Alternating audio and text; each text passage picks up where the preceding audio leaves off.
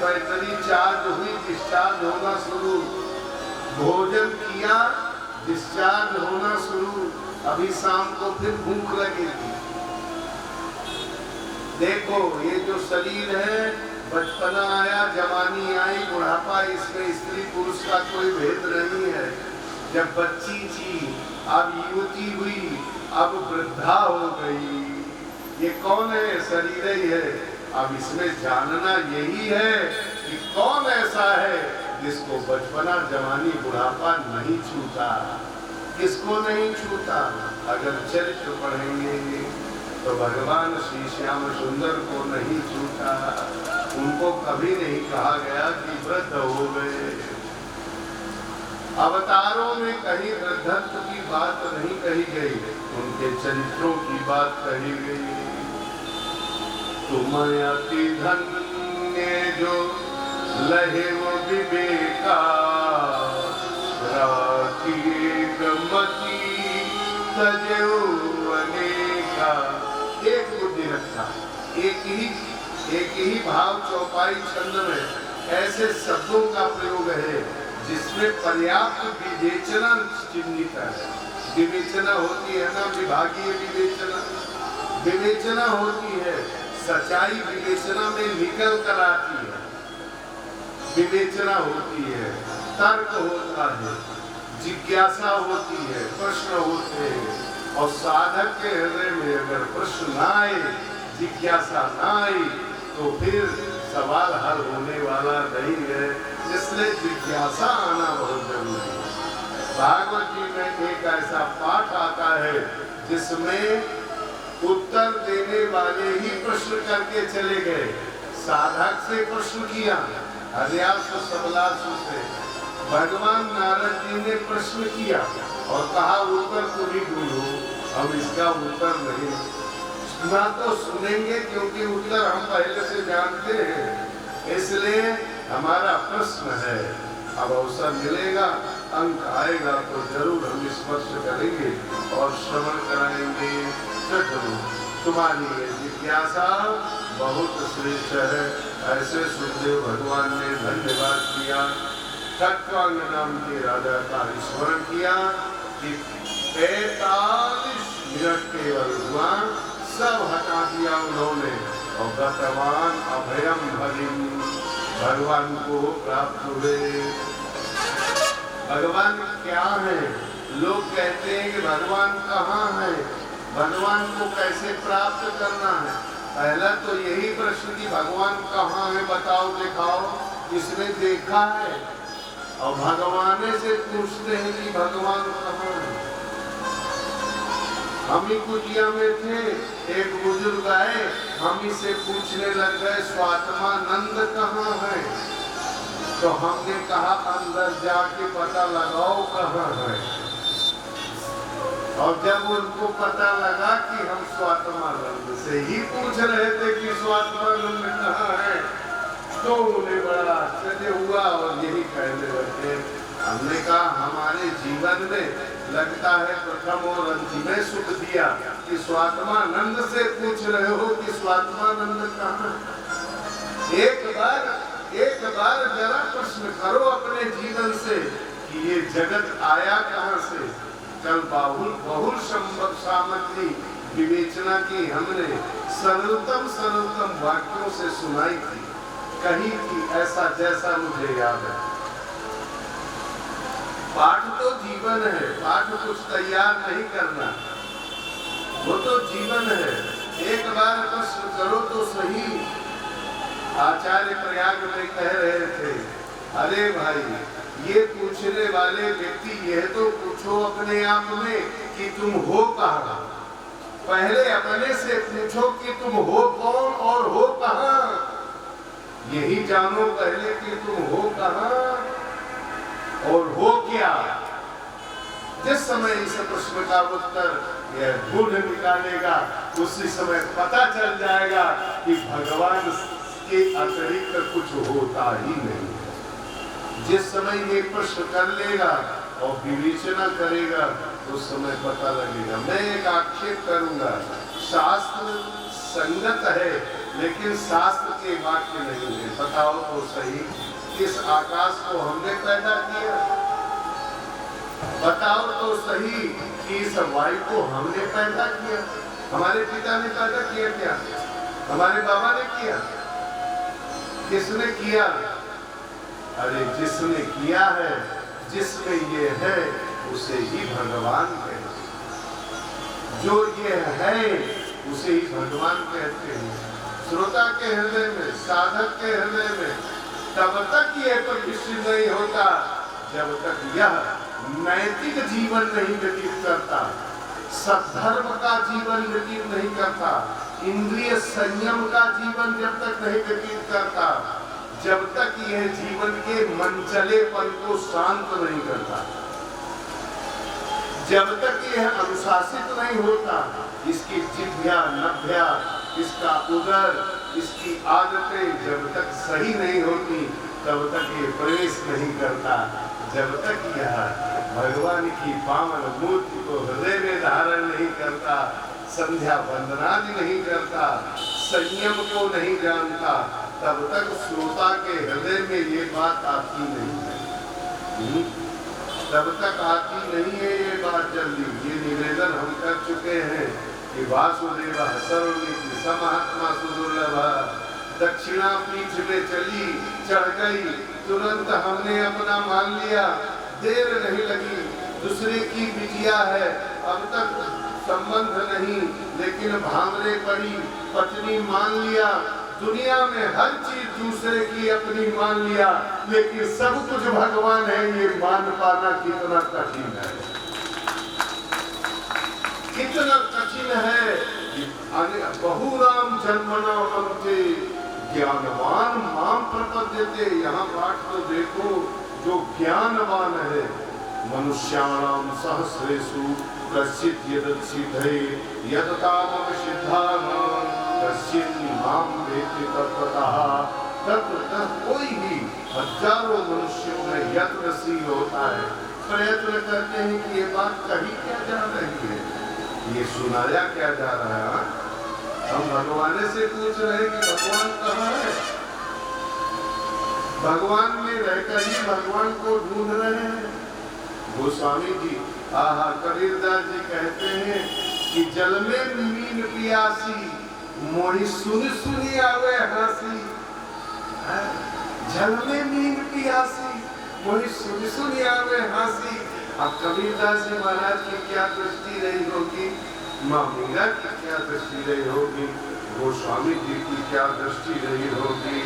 राजन भीतर बाहर जुड़ी, राजन भीतर बाहर जुड़ी, राजन भीतर बाहर जुड़ी, राजन भीतर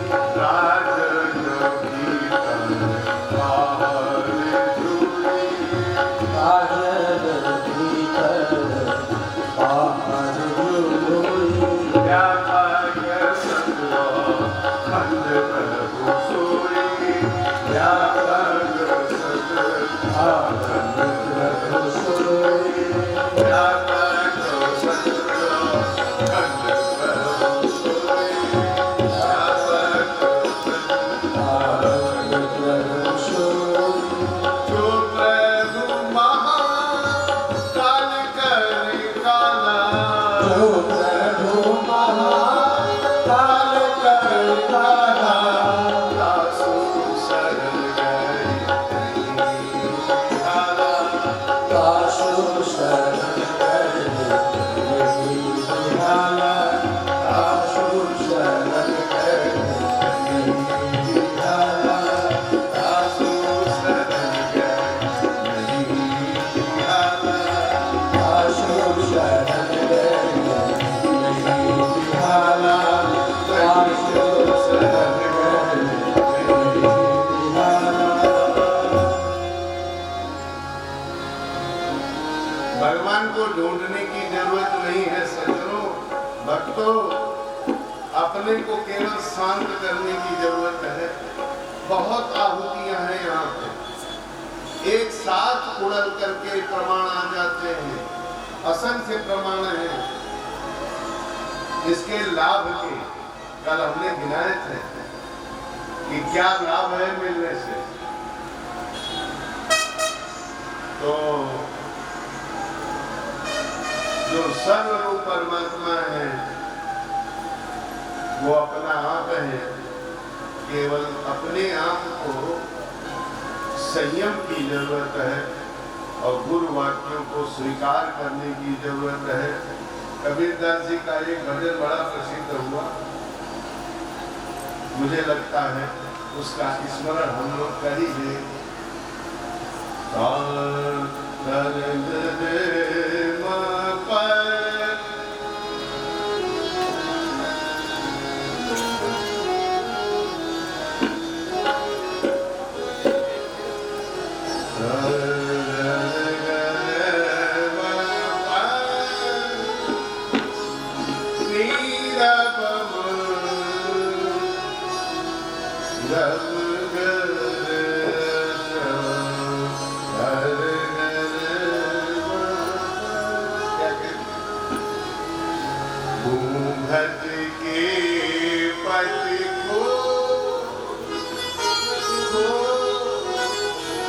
अरे पल पे तो बोलो, विचार तो बदलो, संयम तो करो मन में। पूछते हैं ईश्वर कहाँ है।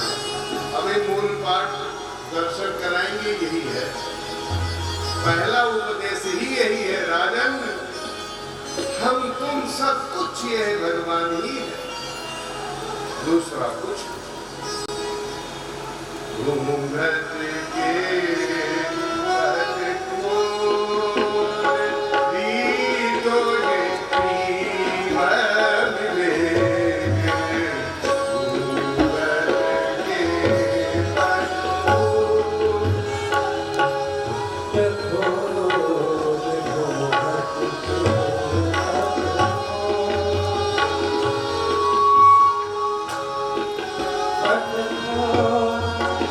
But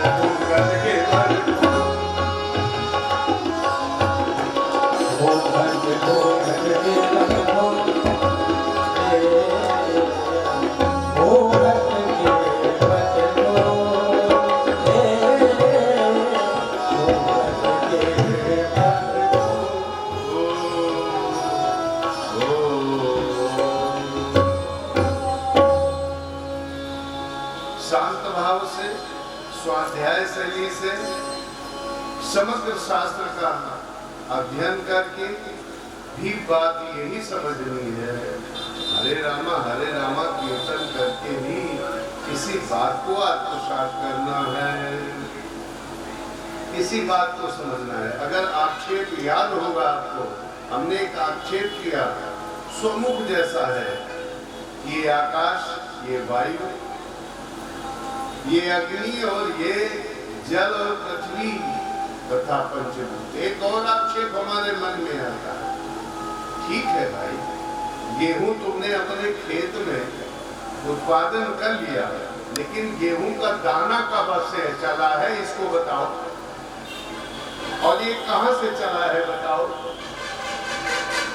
इकट्ठा हमने कर लिया भाई, बहुत बढ़िया बात है, ढेर सारा हमने उत्पादन कर लिया, लेकिन चला कहां से और कैसे चला है, और जिससे चला है वह ही सब कुछ है, यह निश्चय करना, ये समझना।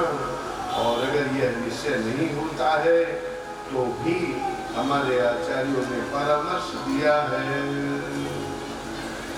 अगर यह नहीं मन में आता कि सब कुछ वह ही है, जीव चराचर जो संसारा, सो सब प्रभु में कहा श्रुति सारा। ये हम पाठ श्रीमद् भागवत हृदय से दे रहे हैं, आपके क्षेत्र में पहली बार तो नहीं है, ये मिश्र परिवार में पहले से ही भागवत हृदय है। ये भागवत हृदय के अखंड पाठ बुंदेलखंड में आरंभ है, द्वाबा में आरंभ है, बैसवारा में आरंभ है।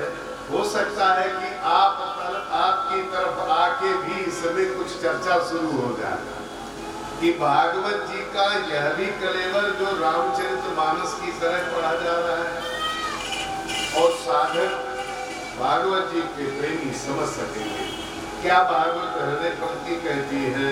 जीव चराचर जो संसारा,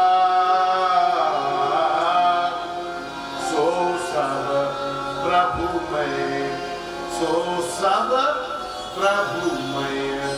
और यहाँ मय का परिभाषा ब्रह्मसूत्र में आता है, तो विकार के अर्थ में भी है और प्रचुर अर्थ में भी है। ऐसा विकार के अर्थ में भी है, विद्वान भी सभा में होंगे जो संस्कृत निष्ठ होंगे, अर्थात जैसे कल भी प्रमाण संभवतः आया था कि मिश्री रसमयी है, चाहे जिधर से छुओ, खिलौने के रूप में चाहे गोल मटोल में, मीठी ही लगेगी क्योंकि रसमयी है। इसी प्रकार से यावत संसार की जो भी अनुभूति है वो परमात्मा से अतिरिक्त तो है ही नहीं। दूसरा प्रमाण ले लो, जैसे जल में तरंग, तरंग के किसी भी कोण को आप छुओगे जल ही मिलेगा। और भी प्रमाण ले लो, जैसे स्वर्ण में चिन्हित आभूषण, चाहे जो छुओ सोना को ही छुओगे। इसी प्रकार से समग्र संसार परमात्मा मैं है, अर्थात परमात्मा ही है। और ये कहता कौन है? बोले श्रुति कहती है, लेकिन देखेंगे कैसे? तो बोले देखेंगे जितासनो जित श्वासो जित संगो जितेंद्रिया। जितासनो भागवत जी 7 दिन की होती है, वो भी परीक्षित जी वाली सुखदेव जी वाली नहीं होती। अरे भैया रे, हमारे बुजुर्गों की भी भागवत अब नहीं होती। 2.5-3 घंटे सुबह यजमान बैठ जाते, पंडित जी बैठ जाते, पाठ करते, और शाम को 2.5-3 घंटे, 6 से 7 घंटे तक लगते, 8 घंटे तक, और संगीत कुछ नहीं। स्वयं में भागवत जी संगीत है, और केवल भागवत जी, अब वो भी 2.5 से 3 घंटे, अब उसमें भी संगीत संयुक्त ना करो तो हम भाई संगीत ही में लग रही है। अब उसमें भी महाराज ऐसी उठक बैठक, ऐसी करवट चलती है कि मुश्किल हो जाता है। तो श्रोता, साउंड, साज, और फिर उसके पीछे फिर भक्ता का स्वभाव, और उसके बीच बेचारी भागवत। ये बेचारी भागवत कह दिया हमने, बेचारी भागवत, जिसके वाक्य को सुनने के लिए हम सब बैठे हैं। कैसे हमें सुनना है, कैसे हमें कहना है, कैसे इस बात को समझना है कि सबके रूप में परमात्मा ही दर्शन करता होता है और कुछ होता ही नहीं है। कैसे इसको समझेंगे, कैसे नेत्रों में आएगा? आचार्य सुखदेव कहते हैं जितासनो, आसन जित है, बैठ गए बैठे हैं। नरसी भगत बैठ गए हरे रामा में, कोई चिंता नहीं रह गई। नंदा नाई बैठ गए, हो गया, बैठ गए भगवान की नाम कीर्तन में बैठ गए, रोमांच आता है महाराज, रोंगटे खड़े होते हैं।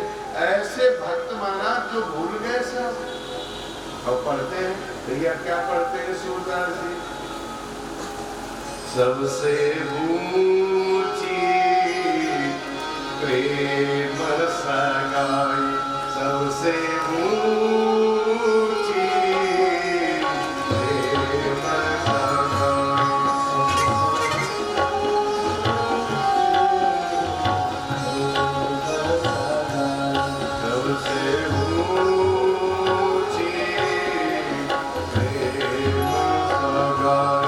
सबसे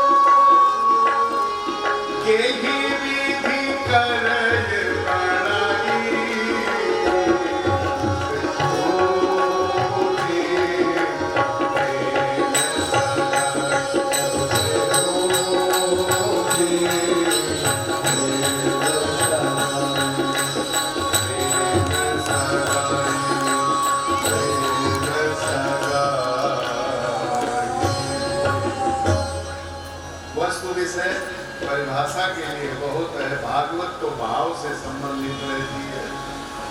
यम आदिक जग संयम लाई और प्रभु विराट देखई। बोले भय होगा अर्जुन की तरह विराट प्रभु देख करके? बोले ना, सुखदाई।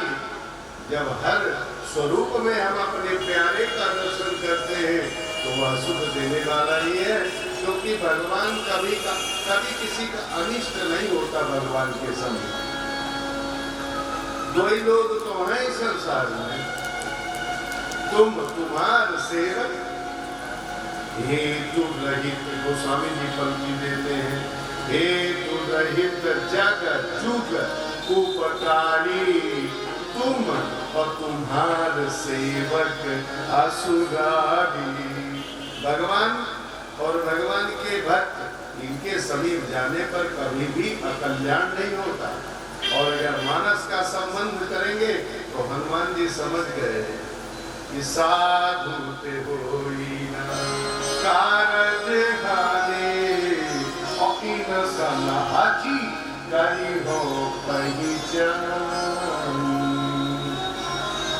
दो नारियां उसी जंगल में हैं, एक शबरी है तो दूसरी भयंकर शूर्पणखा।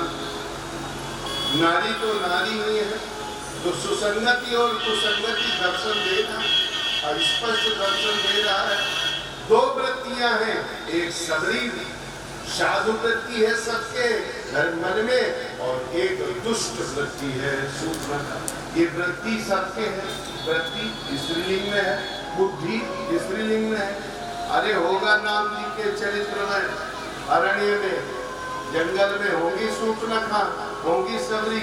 हमसे कितना मतलब, थोड़ा अपने मन की बात अपने हृदय का देख लो कि कौन शूर्पणखा है। तो जो खराब बुद्धि है वही शूर्पणखा है, और जो अच्छी बुद्धि है वही शबरी है। बोलो श्रीमद् भागवत महापुराण की। प्रभु विराट देखई सुखदाई, सुख देने वाले परमात्मा का दर्शन होता है, ये जीव सदा सुखी हो जाता है।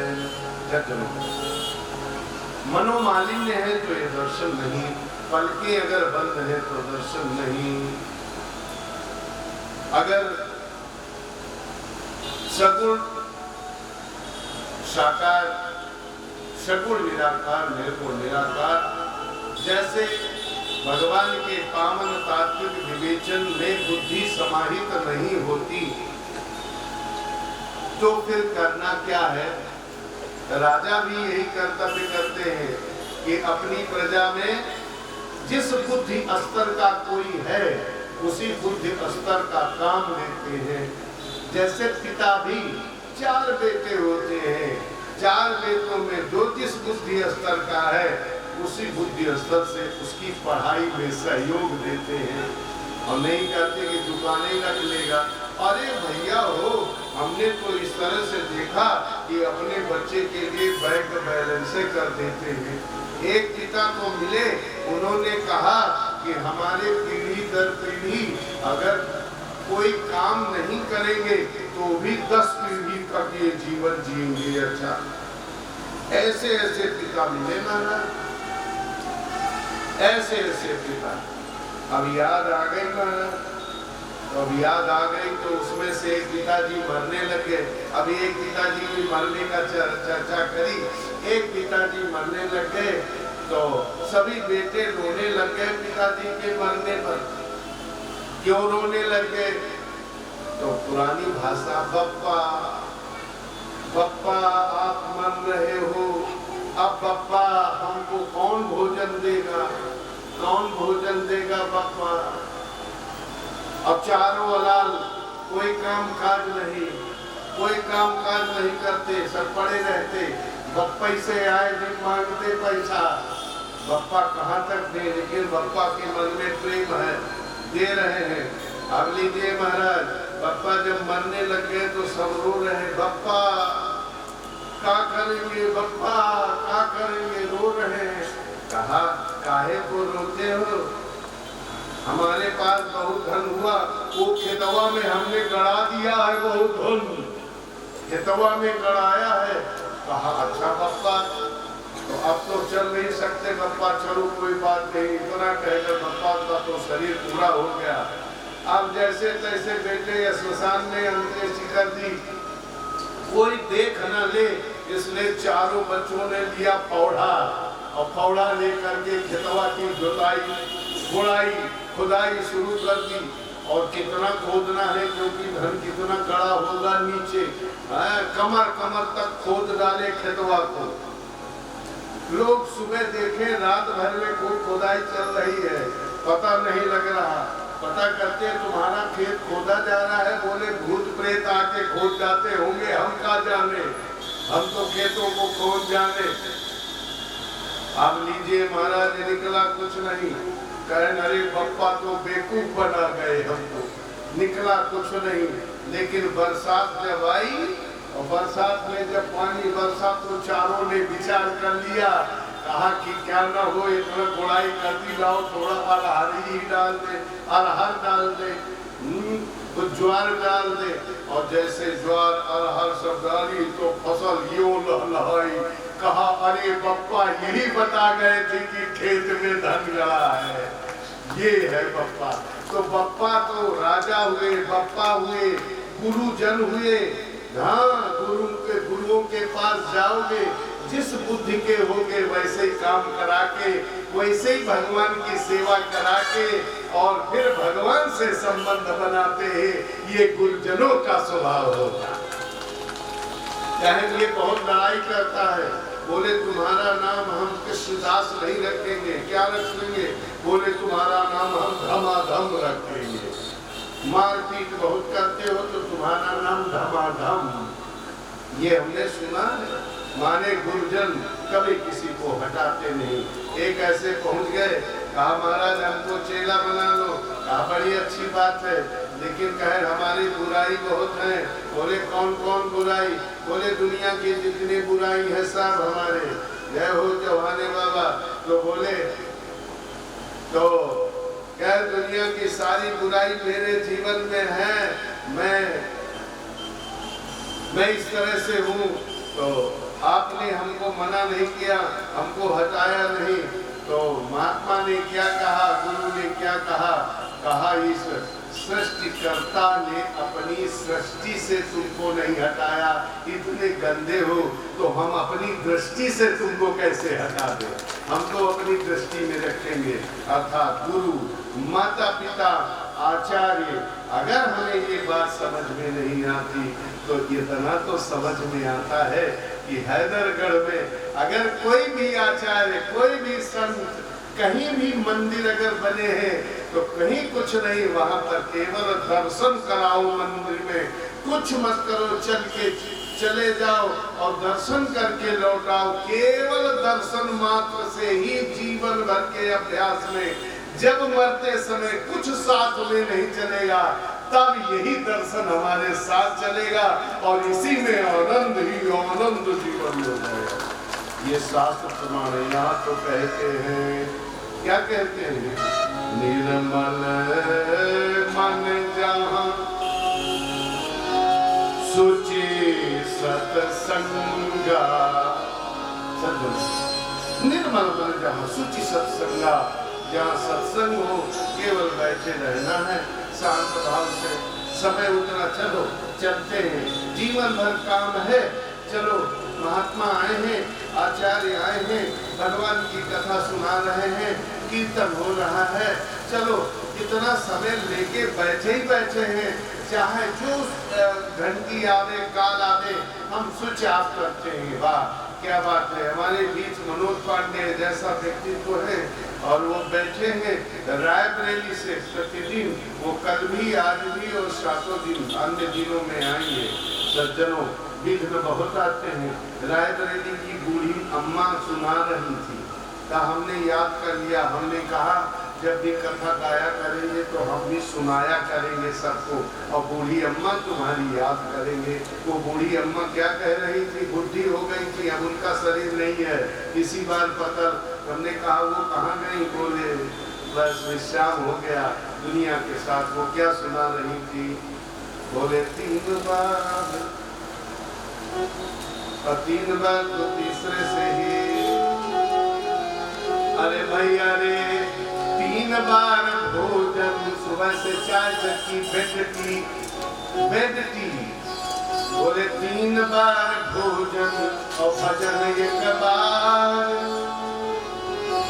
अरे 3 बार भोजन भजन 1 बार, वाहुआ आवत है झंझट हजार। बोलो राम राम राम, बोलो राम राम राम, राम राम राम, राम राम राम।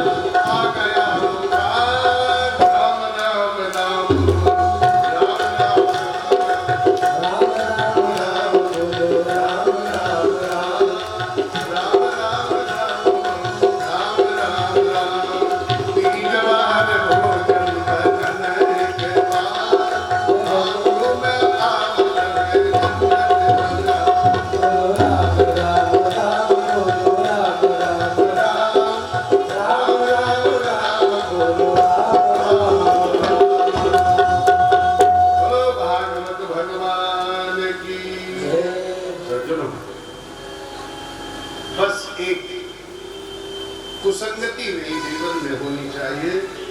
कुसंगति छोड़ करके सत्संगति करते रहो। सज्जनों का साथ करते रहो। केवल इतना ही व्रत धारण करो कि अच्छे मनिंग का साथ मिले जीवन में, अच्छे लोग मिले, पढ़े लिखे कर सब फल पा रहे हो और मिल जाए लोग भले। बस एक तमन्ना, बस एक ही साधु संगति, सज्जनों का साथ हो, इसी में सर्वथा आनंद ही आनंद। अपने आप ये बात समझ में आ जाएगी जो अब तक हम लोगों ने पढ़ा और जो हमने इसमें समय दिया। इतना ही कि ये सारा कुछ जो परिदृश्य है, शब्दादि विषयों का जो भी हम तुम सच जो कुछ भी दर्शन है, ये सब परमात्मा का ही कलेवर है। और ये अगर अनुभव नहीं होता तो हम सत्संग करते रहे, केवल संतों का साथ करते रहे, भक्तों का साथ करते रहे, इसी तरह से भागवत जी का अवतरण करते रहे, धर्म निष्ठा के साथ मंदिरों में हरे राम आदि का कीर्तन करते रहे, अपने आप यह वृत्ति आएगी और अनुभव होगा। बोलो भागवत भगवान की जय। कहीं करहि गावहि सुनहि, हरि स्वरूप दे लोग, ते पुनि पावहि मुक्ति सद, हृदय ज्ञान दिन घोर।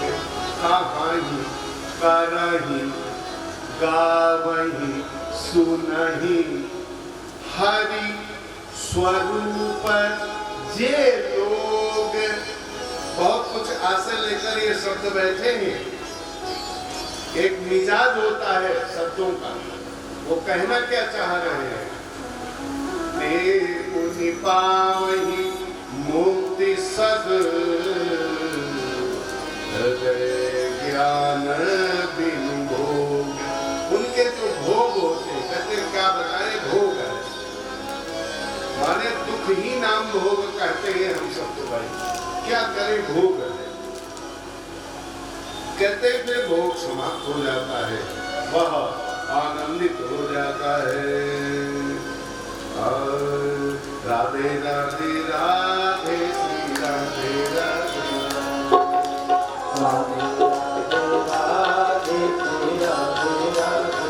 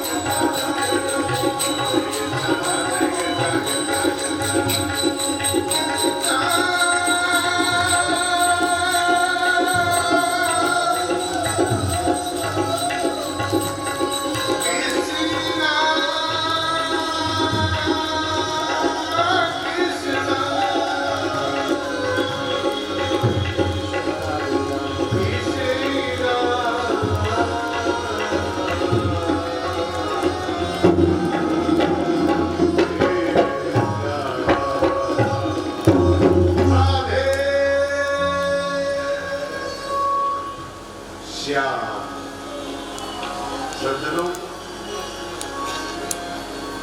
कुसंगति छोड़ करके और सत्संगति करते रहें, सत्य शास्त्रों का स्वाध्याय करते रहें। परीक्षित जी को तो बात समझ में आ गई, क्योंकि अधिकारी श्रोता है, इसलिए परीक्षित जी तो गुरु के वाक्यों पर पूर्ण विश्वास रखते हैं। हम लोग भी विश्वास रखते हैं, लेकिन इस बात पे विश्वास नहीं रखता। और नहीं तो अम्मा ने बता दिया ये तुम्हारे पापा, ये पुरानी भाषा। मम्मी ने बता दिया ये पापा है तुम्हारे, ये आज की भाषा है।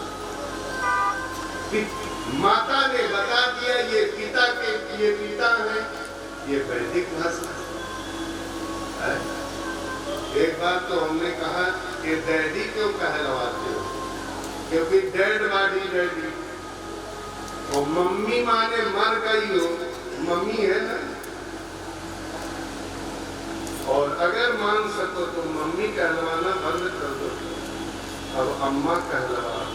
अगर अघा गए हो तो, अघा गई हो तो, सुबह से बच्चे से मम्मी मम्मी मर गई हो, मरी हो, मरी हो बोलो, ये कोई बात हुई भैया? Daddy daddy daddy. हमने पूछा, हमने कहा हमने तो ज्यादा अभ्यास अंग्रेजी का नहीं किया, हम 12वीं कक्षा के साथ तक रहे, उसके बाद में महात्माओं की भाषा सीखने आ गए। और महात्माओं की भाषा 12 साल रहो साधु की टोली तो समझो कहीं एक बोली, और वो एक बोली में तुम्हारा मन कितना डोलत डोलत डोली, बुद्धि बड़ी मुश्किल है माना। तो आप ये क्यों कहलवाते हो?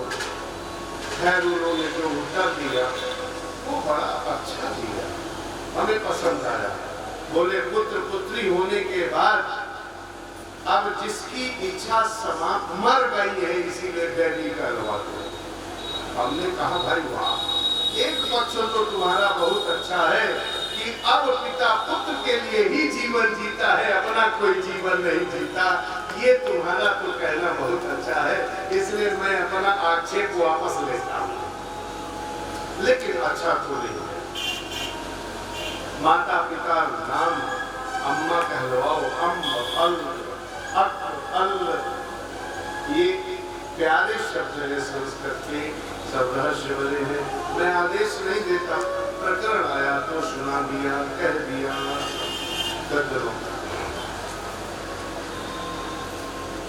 पाठ प्रसंग के अनुसार परीक्षित जी को तो समझ में आ गया, इसी अर्थ से यहाँ तक हम चले आए। परमाणु में परीक्षित जी ने तो स्वीकार कर लिया, हम भी स्वीकार कर लेते हैं।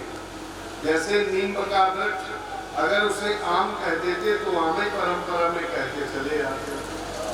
अब हम कहते हैं वृक्ष, पर्यायवाची विकट कहते हैं, भाई अंग्रेजी वाले ट्री कहते हैं, ट्री। अब अंग्रेजी पढ़ेंगे तो वही कहें। अब फ्लावर, अरे बड़ा बढ़िया सुनाते, बोले वो ले आओ सोप, ले आओ सोप, तो वो सूप ले आई, पढ़ी नहीं रही तो सूप ले आई। अरे बोले हम सोप मंगाया था तो सूप ले आई हो, तो अब सोप माने साबुन होता है, बहुत दिनों का है, तो हमें सूप ले आई। तो इस तरह से है भाई, भाषा का विषय है। स्वीकार हम भी करते हैं, लेकिन संसार को स्वीकार करते हैं, हम क्यों नहीं परमात्मा को स्वीकार करते हैं, जिनके स्वीकार से सारा सुख है? क्यों नहीं स्वीकार करते? संयम में जो सुख है वो क्रोध करने में सुख नहीं है। सहन करने में जो सुख है वो मार पीट में सुख नहीं है। पर क्यों नहीं स्वीकार करते? अरे भैया अभी देखो प्रथम स्कंध पढ़ के आए। आज भी यह मानव विनाश के रास्ते में बड़े बड़े युद्ध करता है और धमका रहे हैं हमारे पास परमाणु है, हम मार देंगे तुम्हारे। ये बुद्धिमानी है। बच्चों जैसी बातें हैं कि हम मार देंगे अभी तुम्हारे तमाचा। बताओ, ये कहते हैं कि हम बहुत बड़े बुद्धिमान हैं, तो बच्चे के पास तो कंकड़ होता है, अपनी भावना होती है। तुम्हारे पास मिसाइल है, लेकिन एक बच्चे जैसी ही बुद्धि तुम्हारे है। अगर अभी भी मार पीट और छल में बुद्धि है, विवेकी मानव नहीं हो पाया। जब विवेकी होगा उस समय उसे पता लगेगा कि बचपना, जवानी, बुढ़ापा वाला ये शरीर और ये संसार कितने दिन का है और फिर जिससे ये हुआ है वह कैसा है। तो शास्त्र बार बार पढ़ेंगे, मानते हम भी हैं, लेकिन परमात्मा से संबंधित बातें नहीं मानते। सज्जनों, संसार में रह करके और देवी देवताओं के भी समीप जाकर और केवल संसार की ही बात मानते हैं, तो देवी देवता संसार की बात भी दे देते हैं। ऐसा भी अध्याय है कि किस देवता की उपासना करोगे तो क्या फल प्राप्त हो जाएगा। लेकिन बात यह है कि वह भी नश्वर होगा, क्योंकि वो सब संसार में होगा। जो परमात्मा का भजन करते हैं, परम तत्व का विश्लेषण करते हैं, वही आनंदित होते हैं। सज्जनों, यही पर परीक्षित दिन है। यह एक प्रश्न कर दिया, समझ गए, लेकिन समय है तो परीक्षित दिन ने प्रश्न किया। क्या किया? महाराज, वो परमात्मा ही सब कुछ है, परमात्मा से ही सब उत्पन्न है, तो परमात्मा को क्या पड़ी थी जो ये संसार बना लिया? कई भक्तों से हमने भी सुना, वो अपनी भाषा में बोलते हैं, प्रायः उधर का सूझी रही भगवान को, कौन सुझाई जो ये संसार बना लिया सब, और दुख सुख बना लिया, जन्म मृत्यु, जन्मत मरत दूसरा दुख हुई। ये भगवान को कौन सी पड़ी थी जो सृष्टि का प्रवाह किया? अच्छा जी, अगर हो गई तो कैसे बनाते हैं संसार को और कैसे पालन करते हैं, कैसे संहार करते हैं। अब हम लोगों को तो रोना आता है, अब उनको मारने में कोई तकलीफ नहीं है। जैसे कुम्हार घड़ा बना दे और फिर घड़ा फोड़ डाले, उसको कौन तकलीफ है? फिर बनाएगा, फिर करेगा। हम लोग रोते चिल्लाते हैं, उनको कोई तकलीफ नहीं। भूकंप आया, सुनामी लहर आई, कोविड-19 आई, क्या क्या सब वो पैदा किए हैं सब। तो जन्म मृत्यु पालन करो, ये प्रश्न कौन कर रहे हैं? परीक्षित जी कर रहे हैं। भगवान वो सगुण अवतार भी लेते हैं, तो इसी सृष्टि में सगुण अवतार भी लेते हैं क्या? प्रभु हे गुरुदेव, वो अपने भक्तजनों का उद्धार भी करते हैं, तो किस स्वभाव से उद्धार करते हैं? इस प्रकार से 4 प्रश्न हुए और 4 प्रश्नों का उत्तर करने के लिए ये 3 प्रश्न हुए। अगर सृजन और श्रृंगार को देखें तो 4 हो गए, अगर पालन मिले तो 5 हो गए। विराट 5 से अधिक यहाँ पर प्रश्न नहीं है, ये 5 प्रश्न है और इन्हीं 5 प्रश्नों का समग्र भागवत जी में विस्तार है। अब सुखदेव जी महाराज जो है मंगलाचरण करते हैं। बोलो भागवत भगवान की जय हो, सीताराम की जय हो, राधे श्याम की जय हो, सीताराम की जय हो, राधे श्याम की जय हो, राधे श्याम की जय हो, राम की जय हो, राधे श्याम की जय हो, राजा राम की जय हो, राजा श्याम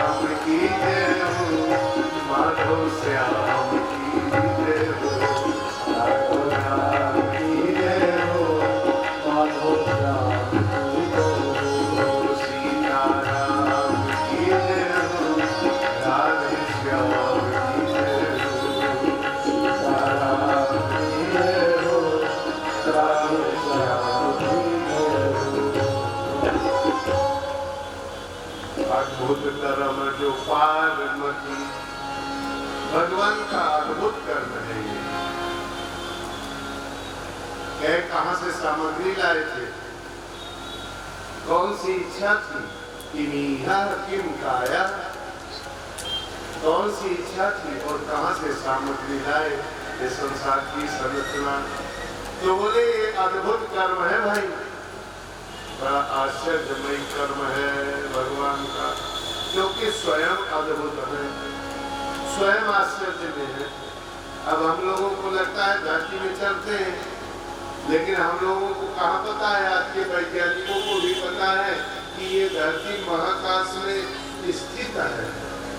अब हम लोग कैसे समझे, जैसे गुब्बारा है और गुब्बारा में गैस भर दी जाती है तो आकाश में उड़ता है, कोई आधार नहीं, आकाश में उड़ता है। इसी प्रकार से ये धरती भैया महाकाश में ऐसे घूम रही है। अब और ऐसी धरती एक नहीं असंख्य है, 14 भुवन पृथ्वी तत्व के दशांश में है, और ये इतना विशाल है। तो एक वाक्य भागवत हृदय के अनुसार अद्भुत कर्म जो पारमती, और गोस्वामी जी का सहयोग अगर ले तो राम अकर्क्य, ये बुद्धि का विषय नहीं, केवल यह स्वीकार कर लो जो कहा जा रहा है। अच्छा अब सृष्टि सुनी है तो सुनो, भगवान का स्मरण करते हुए जिनकी कृपा से ही हम सब भगवान की कथा गा सुन रहे हैं, भागवत जी की कथा गा सुन रहे हैं।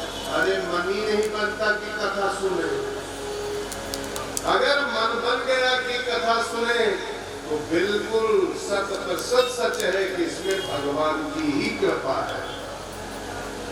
भगवान की कृपा के बिना भगवान के विषय में कोई जान नहीं सकता।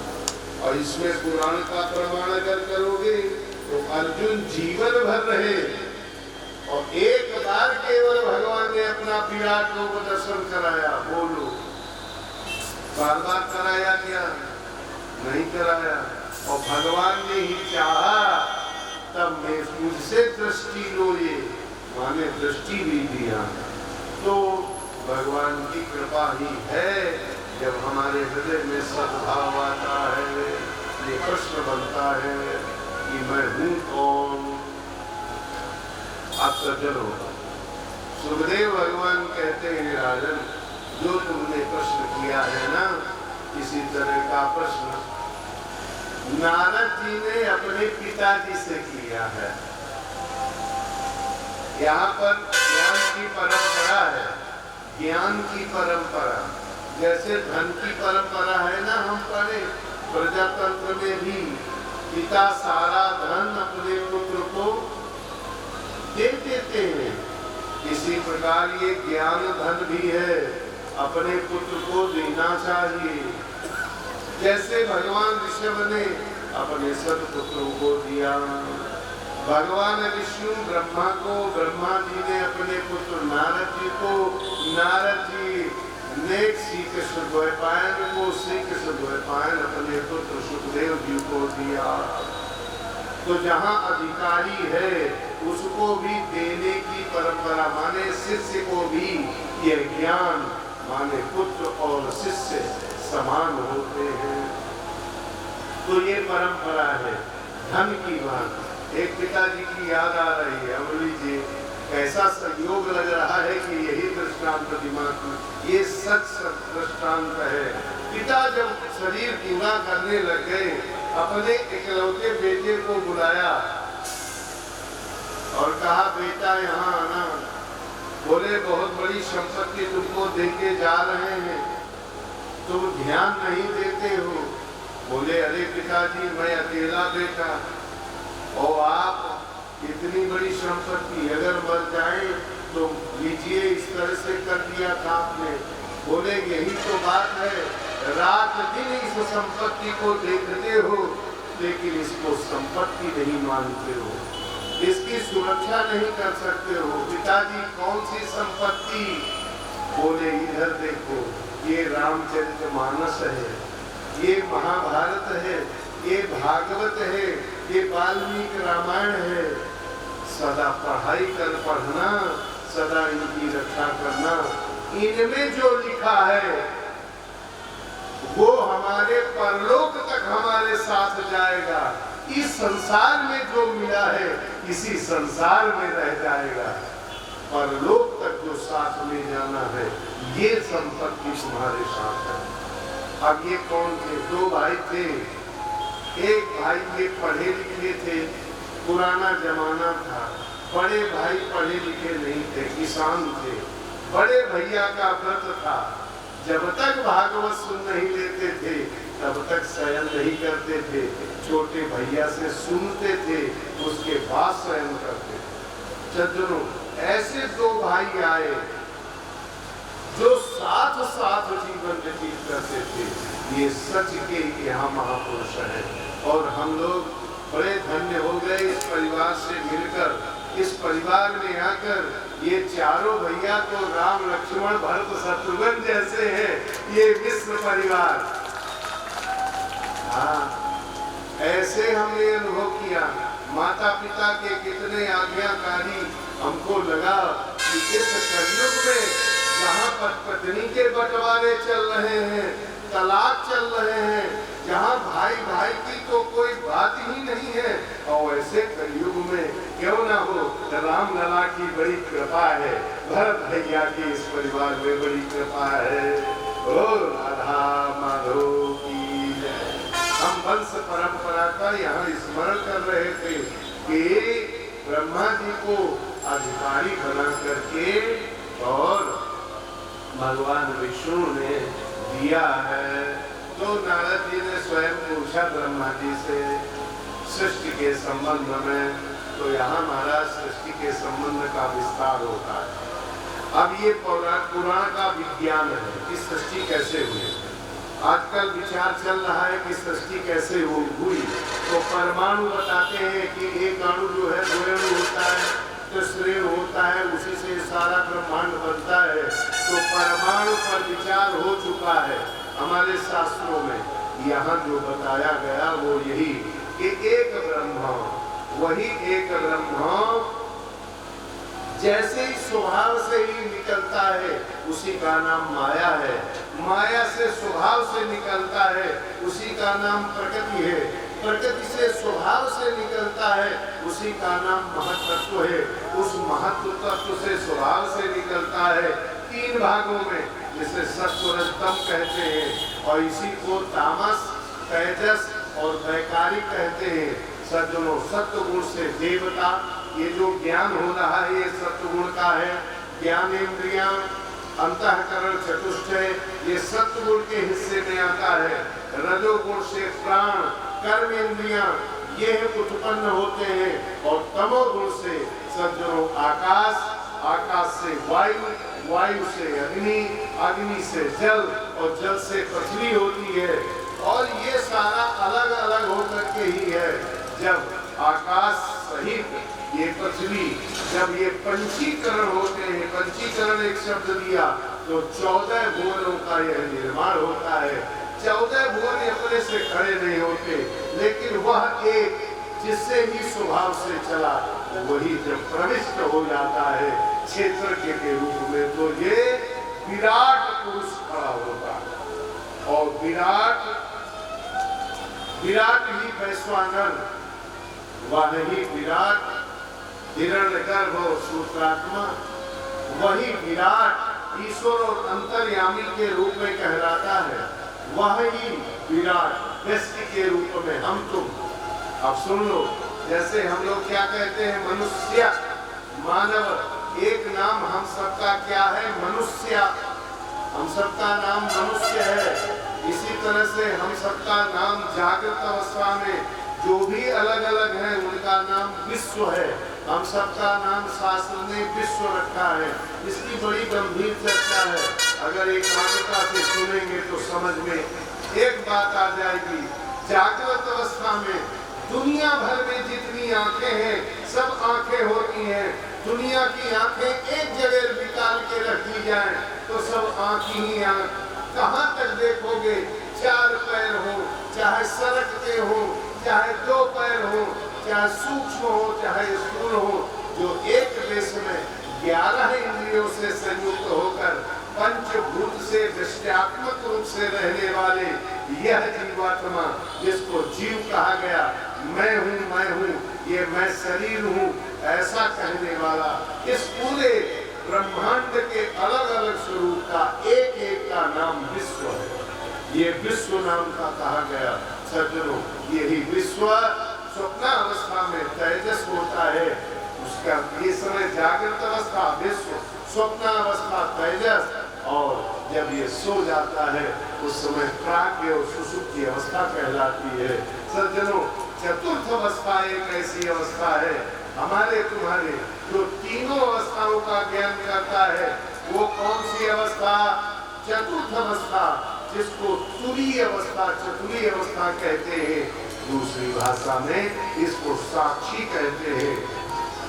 इन तीनों का जो साक्षी है, ये चौथा कौन है? ये चौथा हम तुम है। जो मैं जगा हूँ, मैं सोया हूँ, मैंने स्वप्न देखा, तीनों अवस्थाओं का जो बोध करता है, यही साक्षी है। और ये साक्षी उसी तरह का है जैसे कि विराट वैश्वानर, हिरण्यगर्भ सूत्रात्मा और अंतर्यामी ईश्वर होता है। सज्जनों, वह विराट वैश्वानर, वह हिरण्यगर्भ तेजस, ईश्वर अंतर्यामी से परे ब्रह्म शब्द कहा गया। यहाँ वृष्टि में साक्षी और वहाँ ब्रह्म कहा गया। तुम और तत् का अन्वेषण करके यह सृष्टि इस प्रकार बिना परमात्मा के नहीं होती। सब में परमात्मा है। पुरुष सूक्त सोई, गान सोई, महिमा अपरंपार, ये भागवत हृदय में पड़ती है। अगर आप श्रवण कर रहे हो, कहा तो सोई, वह ही कहता है एक हूँ बहुश्याम हो जाए, एक मैं हूँ बहुत हो जाऊं, और वही बहुत होकर के खड़ा है। कहा तो सोई और समुद्धत सोई, आप भी वही। हाँ, हमारे यहाँ प्रसिद्धि ओम नमो नारायणाय, ओम नमो नारायणाय। स्वामी जी तो क्या कहते हैं? नारायण नारायणाय। मैं नारायण को प्रणाम करता हूँ। बोले ओ साधक, तुम भी नारायण ही हो, दूसरे कोई नहीं। कहा तो सोई समझत सोई, सोई बहु अवतार, पुरुष सूक्त सोई, गान सोई, महिमा लीला अपरंपार। लोकवत्व लीला कैवल्यम। सज्जनों, जैसे नन्हा बालक खेल रचाता है और खेल मिटा देता है, इसी प्रकार से कितने अच्छे अच्छे खिलौने ले आओ, 1000-1000 रुपए के, 2-2 रुपए के, और बच्चे को दिया, थोड़ी देर खेला, फटाफट फोड़ दिया। उसको क्या पता कि 1000 रुपए का खिलौना लेके आए थे और फोड़ डाला तुरंत। बच्चों का जैसे खेल, जैसे बच्चों के चित्त में केवल प्रेम, केवल वात्सल्य माँ के प्रति, और हानि लाभ का कोई बोध नहीं होता। वो सारी चेष्टाएं लोकवत्व लीला कैवल्यम, जैसे बाल चेष्टा करता है, ऐसे परमात्मा की ये समग्र लीला अपरंपार। ये भगवान की लीला कब से चली? ब्रह्मा जी कहते हैं हम ही बाद में पैदा हुए तो कैसे, लेकिन उन्होंने जैसी कृपा की है और जैसा मुझे बोध हुआ है, वो मैं तुम्हें वर्णन करता हूँ। स्वभाव से ही भगवान ने ये सृष्टि करी, और फिर समय समय पर भगवान अवतार लेते हैं।